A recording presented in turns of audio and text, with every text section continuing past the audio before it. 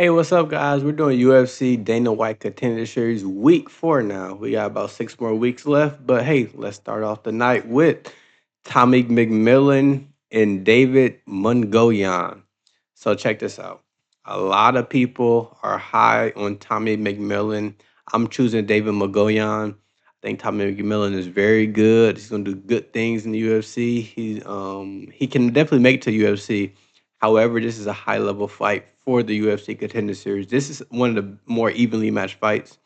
So look, Tommy McMillan, he's a round one finisher, really, really good wrestler, no doubt about it.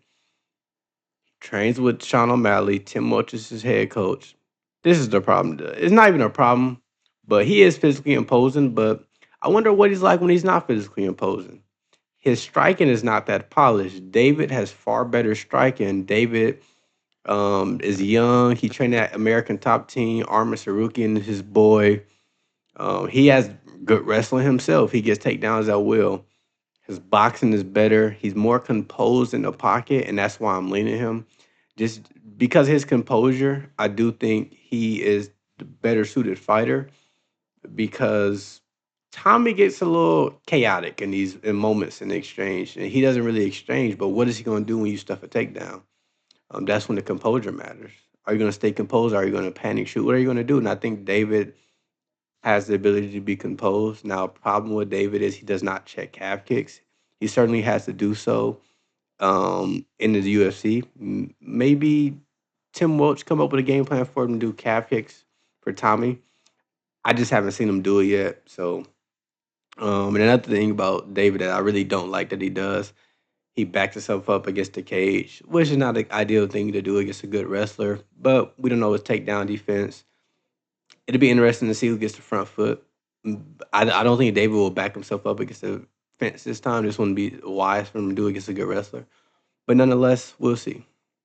Second fight, we got Eduardo Henrique and Antalho. I'm going to go Antalho. Now, I will admit, Eduardo Henrique, this is another close fight, very close fight, another evenly matched fight. Henrique fought about a week ago. LFA, I think he's a LFA flyweight champion, if I'm not mistaken. Now, he has double the fights as Antal, which the experience certainly helps. He has good counter strike and he moves his head, which is something that he needs to be the guy like Antal. And he has powerful hooks. But this is the thing I don't like. He takes one to give one. And now while Antal, he does take one and give one too, he's usually more imposing and he has neater striking. He's very powerful. He's very sharp. He's very explosive. He's all those things. That's why I'm choosing him. Just because I like the power and I like the fluidity of the striking a little better. Now he got good takedown defense. He actually they're both complete fighters and they both could fight in the UFC. I think Antal really got caught against Loner Kavanaugh. Can Henrique bring the power that Loner Kavanaugh brings when they get into these brawls that will happen in this fight? I don't think so. And I think it's on top fight from there. But like I said, it's another close fight. Now we got Mandel Nallo versus Samuel Silva. So I'm going Nallo. They're both our older fighters, late 20s, early 30s. Nallo trains at TriStar. He's a Bellator veteran. Now we like to crap on Bellator fighters, but they're better than the regional LFA fighters or the regional Brazilian LFA fighters, I should say. They're not bad fighters. A lot of these guys go to LFA and then they go to Bellator after. So it is a premier organization, whether people like it or not. But that's not the reason I'm choosing. I'm choosing because this Samuel Silva, while he is rangy, he is accurate. He does have good kicks. What he's not is he's not defensively sound. He's a little bit chinny. If you watch his fights, he should have lost a few fights. He has gotten tagged a few times. He has got dropped a few times. These are all prevalent things against him. Now he did beat George Hardwick, which makes me question how good is George Hardwick if everybody wants to see him in the UFC. Nonetheless, he's open on the feet, he's tough, and he will survive. Now when he lost to Lidio, he got dropped, and Lidio didn't follow up and just let him up after dropping him 3 times, which is absurd. Nallo's not going to do that. Nallo got really good calf kicks. He got a really strong right hand. He got really good wrestling. He's just a good all around fighter. But he's been fighting a long time, so that's some stuff you expect from him. Now, he is heavy on the lead leg. It's not a good thing. I would like to see him clean that up. Silva he does have good kicks and he has the ability to throw good leg kicks.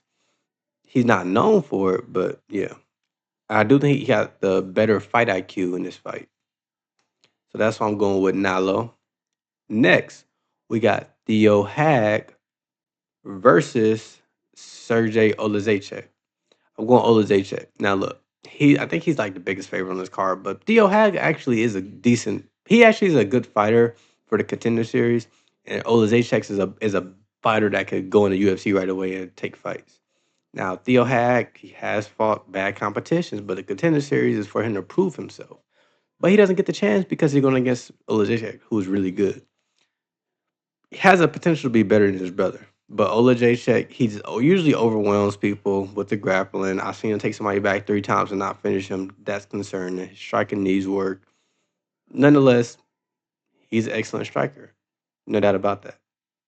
Now, Oleksiejczuk, he got like quadruple the experience, including his amateur career.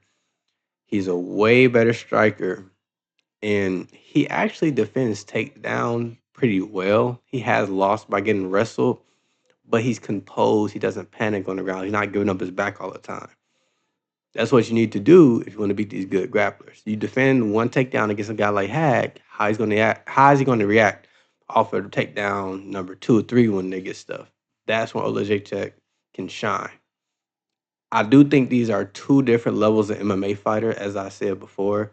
Haig probably is a Contender Series level fighter. Oleksiejczuk is one of these guys who can come in and fight the lower half of his maybe in the 25 range of rankings in his division. And that's just the reality of it. He has gotten good wins outside the UFC. He's leveling up every single time we see him. So yeah. In the last fight, we got Jack Congdon and JP. I'm going JP. Now the last 2 fights are a little easier to predict, but Jack, he marches forward and kind of moves like a zombie. He's going to get hit. He's going to keep going. You got to put him out. Nobody could find his button though. So, and his cardio is questionable. He gets tired after a few exchanges. He gets tired pretty early, and that's something you don't want to see on a guy in Contender Series. We just seen how cardio could be a problem in the Perez fight, and I think that can be an issue in this fight. And he is a decent fighter, but on a regional level, I just don't think on the UFC level he can have that success. And JP is a guy better suited for a thing like the Contender Series, to be honest. Jack ground game is not very good, so I can't see a submission happening. And he doesn't have one punch power to like end the night early for JP. Now JP, he's fought way better competition, which helps him. He's taken down way better people. He's submitted way better people. So that's the big advantage here. I'm gonna be real. And he has good enough boxing to deal with a guy who's not a power puncher. He got good enough boxing to getting that takedown. He get into the clinch, to get into that takedown range. He has good enough boxing to do all those things, and that's why I'm leaning JP. Not leaning, I'm all the way leaned over to JP. So those are my picks for you, Dana White Contender Series week 4. We are 13-2 on the year. Let's get some more dubs.